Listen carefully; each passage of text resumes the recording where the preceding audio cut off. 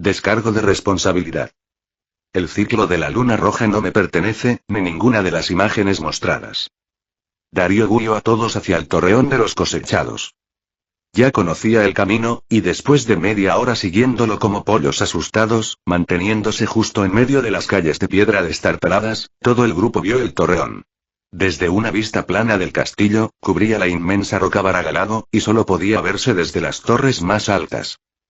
Todos parecieron aliviados al ver la sólida estructura de piedra, y por las expresiones que mostraron, fue evidente que Darío se ganó algunos puntos de confianza.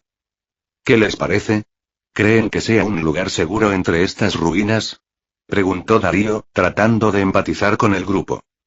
Quizás, pero también podría haber alguien viviendo allí, respondió Natalia. Es posible, pero recuerden, no tenemos que temer a los habitantes de este lugar. Ninguno de ellos puede interactuar con nosotros, y no creo que sean amables si alguien rompe esa regla. Si el lugar está ocupado, buscaremos otro. Apenas es media mañana, y antes de que anochezca podemos avanzar bastante, dijo Darío con ánimo, aunque sabía que el torreón estaba reservado para los cosechados y que estaba prohibido que alguien más viviera allí.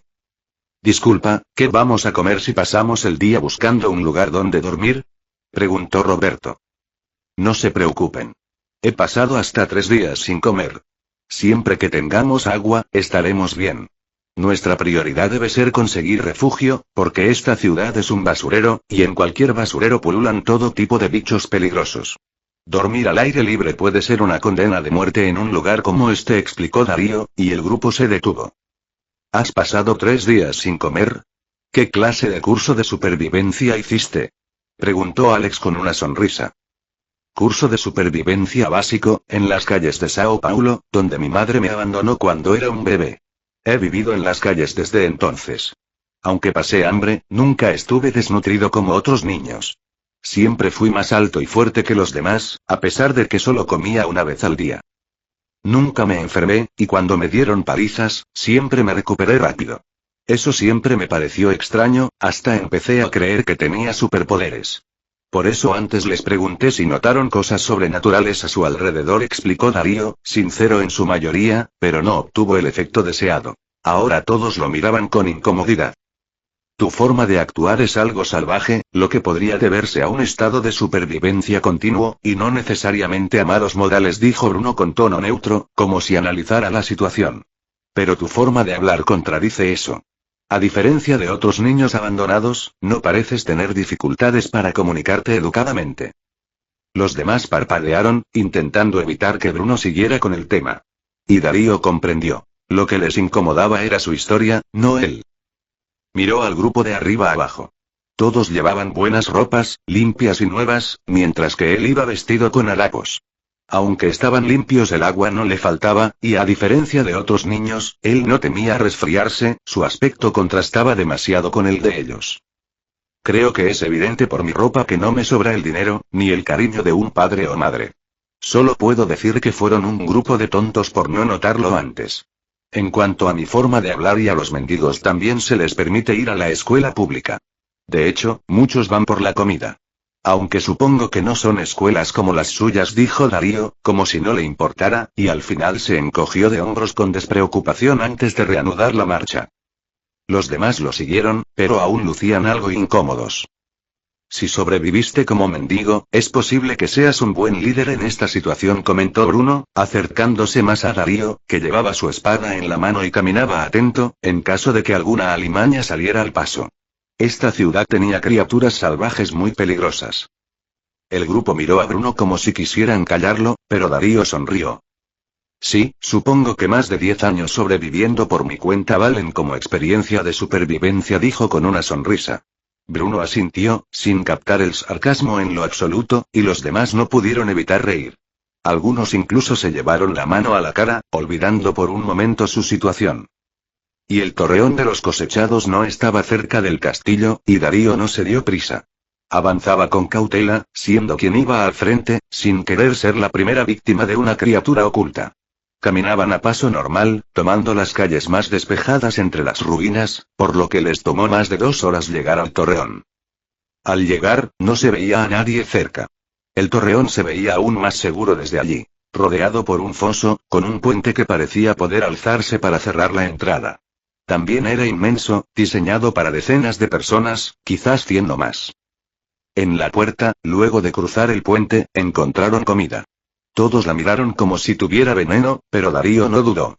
Agarró un par de bollos dulces, los panes más blandos y la carne que le pareció más apetitosa. Luego miró al grupo, que esperaba verlo caer envenenado. Repito. Los habitantes de esta ciudad tienen prohibido interferir con nosotros, y dejar comida envenenada sería una forma muy obvia de intervenir. En conclusión, esto forma parte del paquete de bienvenida. Pueden comer con tranquilidad, dijo Darío, mordió un pan y entró al torreón sin mirar atrás. Si la comida no está envenenada, significa que él se ha quedado con un cuarto de ella para sí solo, dijo Bruno con tono monótono. Nadie se apresuró a seguir a Darío para quitarle la comida que había apartado. Simplemente se dividieron lo que él dejó. Y si está tan confiado, morirá en unos días. No importa si puede ver el futuro, comentó Dama Serena con tono desapasionado. Esmael, que observaba a la cosecha desde el castillo, pensó que era una necia, pero no dijo nada. Necesitaba su voto para asegurar la regencia y evitar que Dama Desgarro ocupara el puesto. Si ella llegaba al poder, Rocabarancolia estaría perdida, y volvió a mirar a la cosecha. Aquel futuro trasgo era hábil en el arte de la infiltración, la manipulación y el engaño. Si pudo parecer confiado y despreocupado ante los ojos de una bruja experimentada como Dama Serena cuando en realidad estaba completamente alerta, observando su entorno con atención, entonces estaba claro que su dominio de la actuación era peligroso. Esa falsa seguridad, pensó Esmael, haría que los demás niños lo obedecieran sin dudar, incluso si los enviaba a la muerte. Le confiarían sus vidas con fe ciega. Normalmente, Esmael se aburría de esas tonterías. Por eso nunca quiso estar al mando. Pero ahora que todos estaban muertos, no le quedaba otra opción que formar parte del consejo, para evitar que Dama Desgarro y su grupo terminaran de hundirlo todo. Es un gran guerrero, y su voluntad es de acero. Pero es un político. Prefiere hablar, en vez de actuar. Pudo haberlos sometido y hecho de ellos soldados, comentó Ujtan. Justo por eso, Esmael no tenía esperanza alguna en ese tipo. Demasiado músculo, muy poco cerebro. Esmael comprendía que un regente no podía pensar así, pero detestaba tener que asumir ese papel. Por eso estaba dispuesto a apoyar a ese niño, con la esperanza de que algún día se sentara en el trono de Rocabarancolia.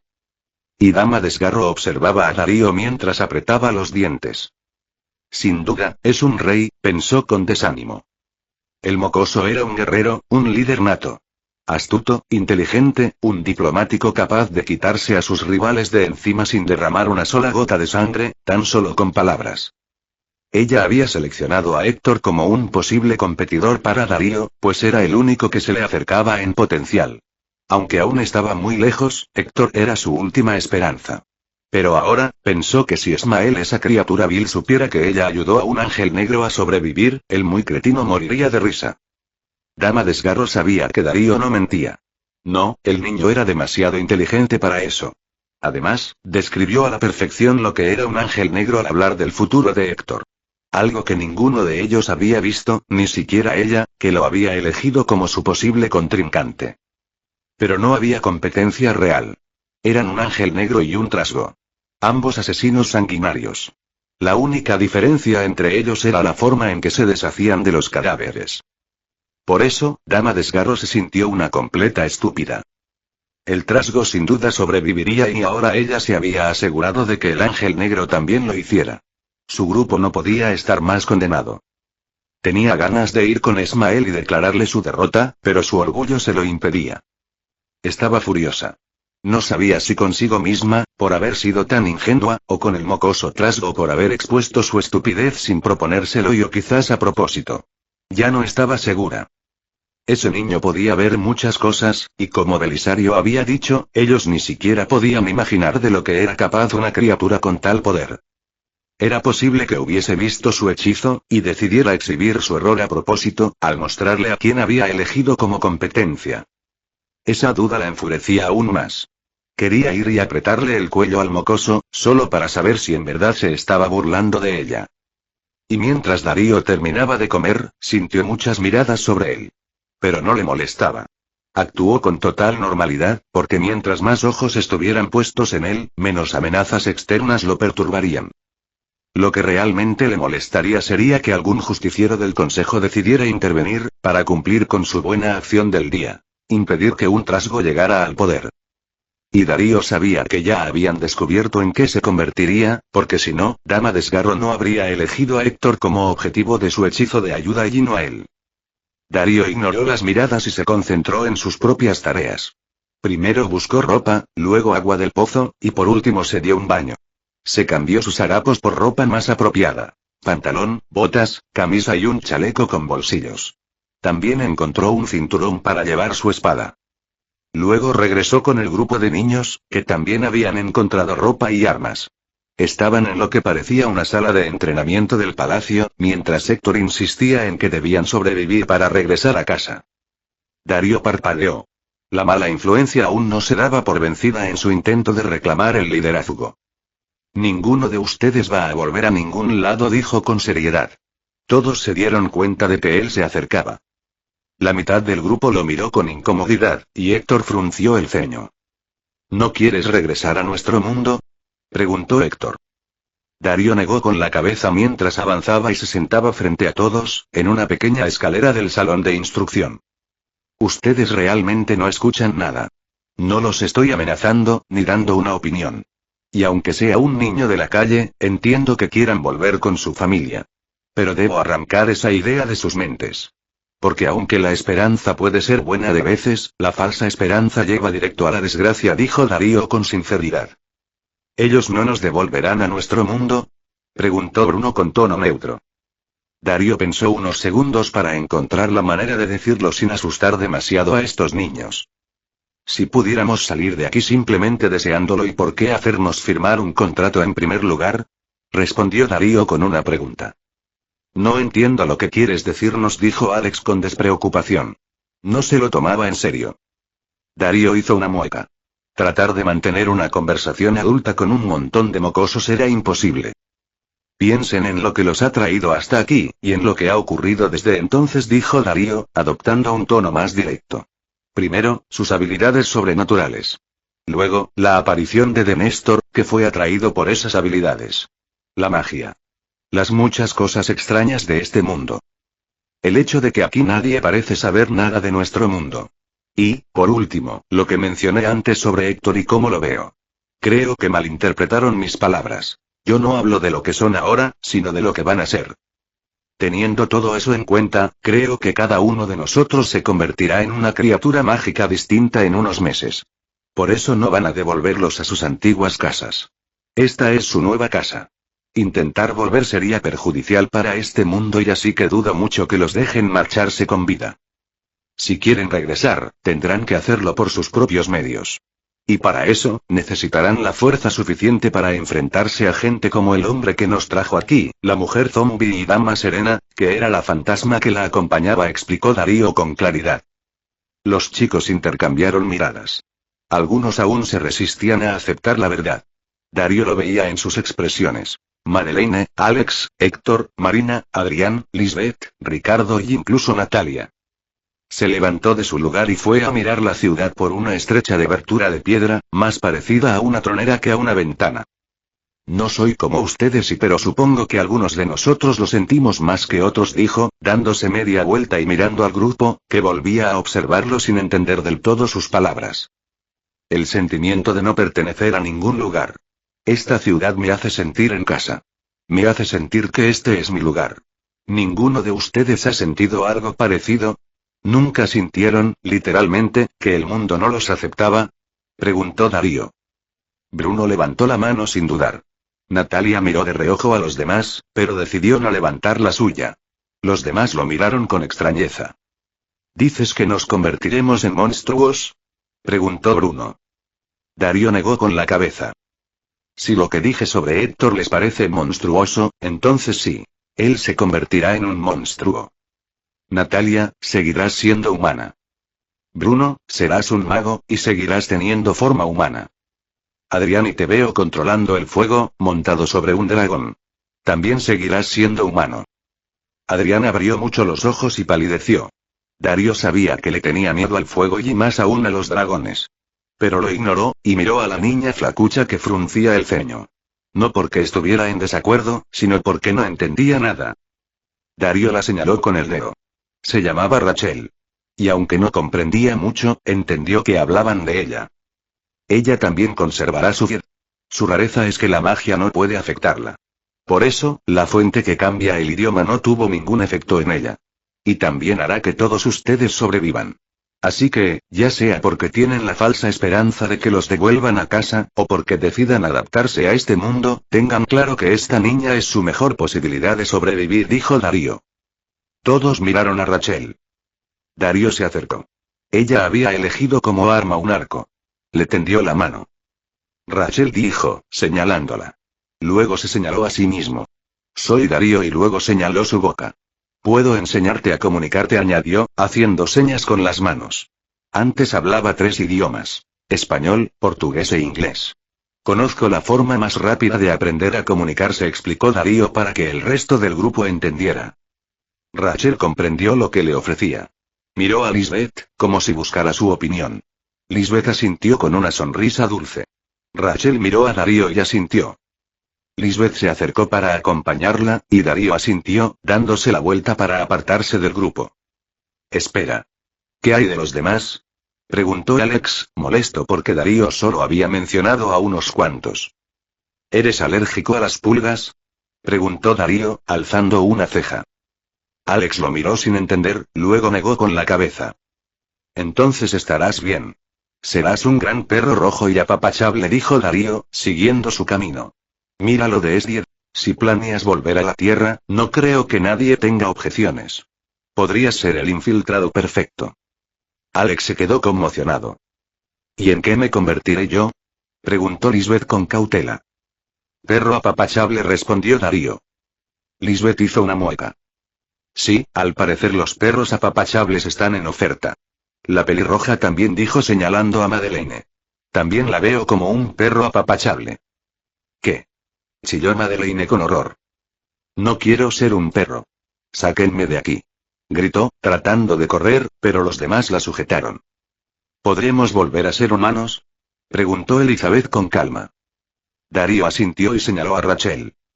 Si ella existe, entonces cualquier tipo de magia puede ser anulada. Por supuesto, los perros apapachables no son conocidos por tener grandes poderes mágicos. Si quieres un futuro libre de pulgas, te sugiero que empieces a entablar una relación amistosa con alguien que sí pueda ejercer magia. Y entre este grupo, el mago más poderoso por mucho será Bruno, explicó Darío. Hola, Bruno. Soy Alex, creo que no nos habíamos presentado antes, dijo Alex, que, de alguna forma, se había materializado al lado de Bruno.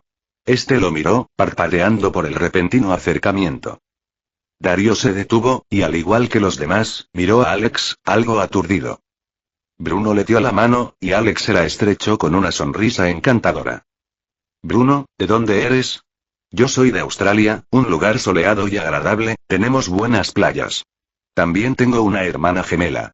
¿Te la he presentado antes? Preguntó Alex, señalando a su derecha, donde ya se había materializado Madeleine, que segundos antes sufría una crisis nerviosa, pero que ahora estaba debidamente arreglada y mostraba la misma sonrisa encantadora que su hermano. Hola, Bruno. Soy Madeleine, se presentó, tendiéndole la mano en un gesto grácil y femenino, y repitiendo la sonrisa encantadora de Alex. Hasta el apático Bruno, que parecía una roca, se ruborizó ligeramente. Este par de gemelos son unas personas muy descaradas, pensó Darío, dándose media vuelta para alejarse del grupo y comenzar sus lecciones con Rachel. Sabía que Rachel podía aprender de otro de los niños, pero su método de enseñanza era lento y no le servía. Era el típico método de aprender un idioma para luego enseñar otro, pero a Darío no le convenía. En su vida, y como viajero, había aprendido 3 idiomas y sabía que el mejor método era el de los bebés. Ignorar completamente el idioma de origen y enseñar directamente el idioma objetivo, sin traducir ni explicar nada. Y a unos 20 metros del grupo, Darío comenzó su clase golpeando el suelo con el pie, luego señalando todo el piso y gesticulando para que Rachel entendiera a qué se refería. Ella asintió, indicando que comprendía. Piso, dijo Darío, acompañando la palabra con gestos. Ex José y piso, dijo Rachel. Darío comprendió que había pronunciado primero la palabra en su idioma, y luego intentado imitar el sonido que él usó, así que negó con la cabeza.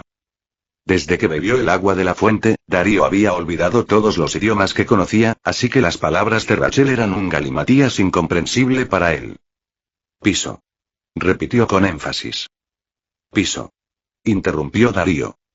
Rachel lo miró con expresión acusadora, al fin comprendiendo lo que él le estaba diciendo. Que su idioma no le interesaba, y que solo debía repetir lo que él decía. Darío le sonrió, para confirmar que lo había entendido bien, y luego levantó 2 dedos, los volteó simulando pasos, señaló sus pies y caminó. Caminar, dijo Darío, repitiendo el gesto. Caminar, repitió Rachel, haciendo un puchero, pero aceptando el método. La forma de enseñarle de Darío era la más rápida y eficaz para Rachel. Incluía repetición, estímulos auditivos, gestos visuales y demostraciones prácticas. Pero, precisamente por eso, era también la más agotadora para Darío, pues implicaba su esfuerzo constante. Y 3 horas después, Darío notó que Rachel empezaba a saturarse. Sus respuestas eran más lentas y dispersas, así que decidió parar.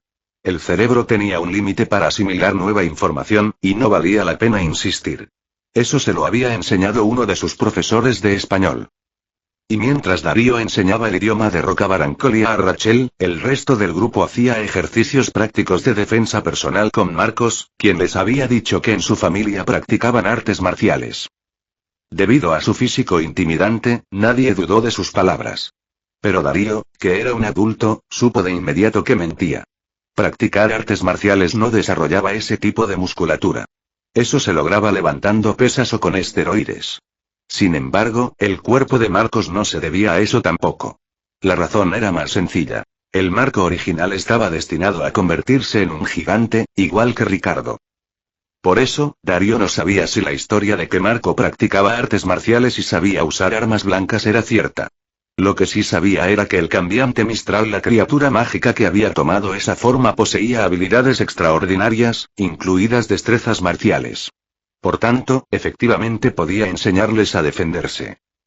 Marco, ¿podemos hablar en privado un momento?, preguntó Darío, acercándose al grupo. Los demás los miraron, como si fueran a pelearse, pero Marco asintió con naturalidad. Darío tomó la delantera y salió de la sala, subiendo por unas escaleras hasta asegurarse de estar lejos de los demás. Encontraron una habitación vacía, que parecía haber sido un dormitorio, aunque no tenía camas. Darío cerró la puerta con cuidado, y luego se giró para mirar a Marco. Lo que voy a decirte puede sonar algo psicópata sin el contexto adecuado, por eso preferí que los demás no lo escucharan. Tampoco creo conveniente que ellos sepan esto, explicó Darío mientras Marco lo observaba con curiosidad. Explica, dijo Marco con tono sereno. Darío asintió. Los que sobrevivan entre nosotros no volverán a la Tierra. Y no será porque no se lo permitan, ni porque no puedan. No volverán porque ellos mismos elegirán quedarse. Puedo verlo. Incluso los hermanos perro elegirán quedarse.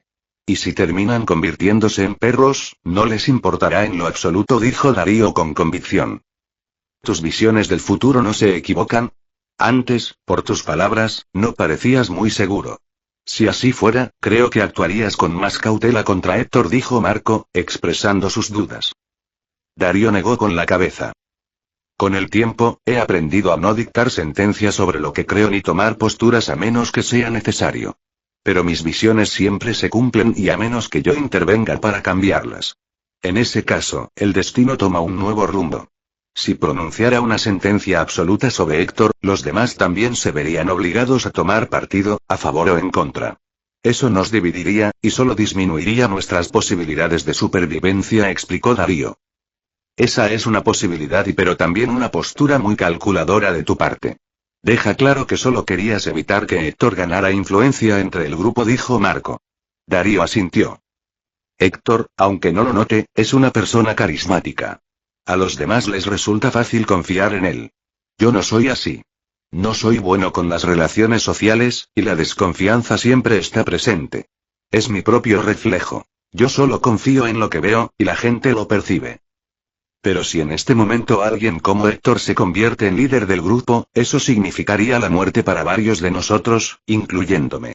He visto mi propia muerte y no me gustó en absoluto la forma miserable en que sucede, todo por las decisiones que él tomaría como líder.